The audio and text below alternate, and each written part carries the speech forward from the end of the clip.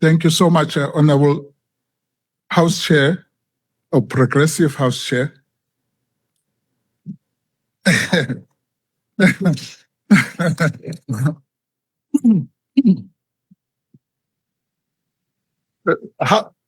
Housing plays an essential role in shaping citizens' quality of life.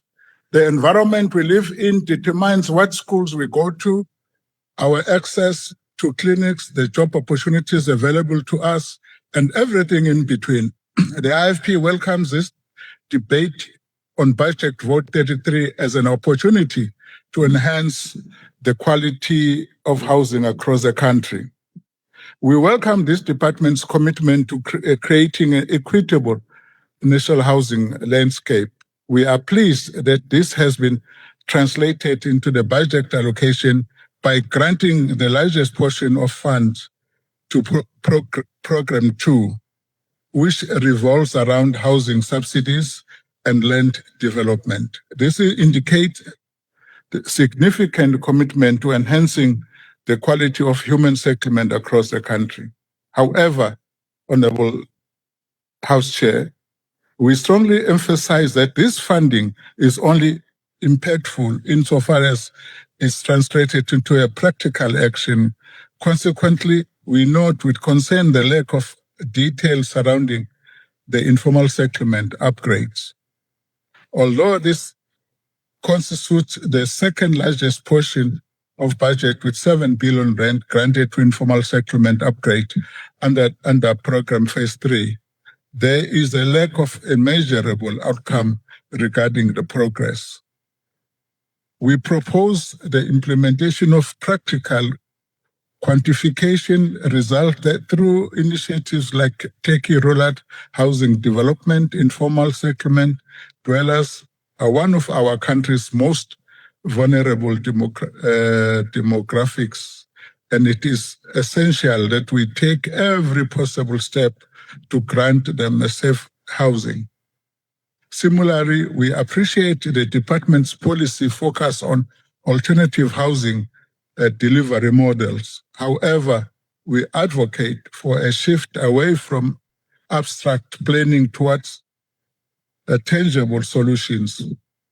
For an example, the IFP has long advocated for alternative solutions like self-help building, home building, by building service sites that will allow low-income communities to build their own housing.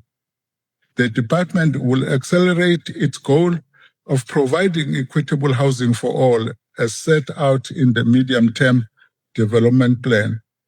While it is vital to protect openly the vulnerable demographics like rural and informal dwellers, we must ensure that the gap market does not go neglected. Consequently, we particularly welcome the allocation of 596 million towards the housing finance for demographics, but urge that department to strengthen the practical protection established.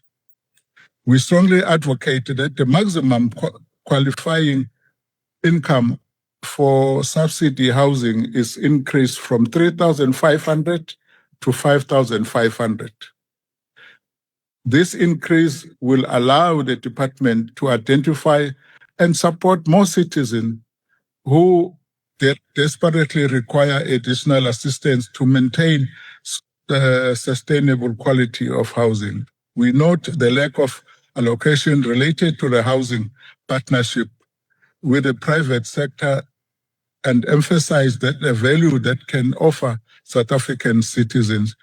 For instance, public-private collaboration can facilitate initiatives like rent-to-own schemes, which will allow more poor citizens to better their social economy position by becoming homeowners. We strongly encourage the department to funnel more attention to resources towards the immense potential that private sector partnership hold. The IFP support this vote 33. I thank you. Thank you very much.